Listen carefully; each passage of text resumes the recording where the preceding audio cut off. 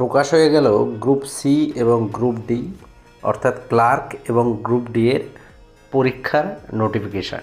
এখানে বলা হয়েছে schedule of first SLST 2025 for the post of clerk and group D, অর্থাৎ ফার্স্ট এসএলএসটি 2025 ক্লার্ক এবং গ্রুপ ডি এর যে শিডিউল সেটা কিন্তু প্রকাশ হয়েছে 29/1/2026, অর্থাৎ আজ 29 তারিখ এই নোটিফিকেশানটা প্রকাশ হয়েছে। তো এখানে বলা হয়েছে ক্লার্কের যে পরীক্ষা সেটা 1 মার্চ 2026, 1 মার্চ 2026 দুপুর 12টা থেকে পরীক্ষা হবে, ডিউরেশন 1 ঘন্টা 50 মিনিট। এবং গ্রুপ ডি এর ক্ষেত্রে 8ই মার্চ 2026 12টা থেকে পরীক্ষা হবে, 1 ঘন্টা 20 মিনিটের পরীক্ষা।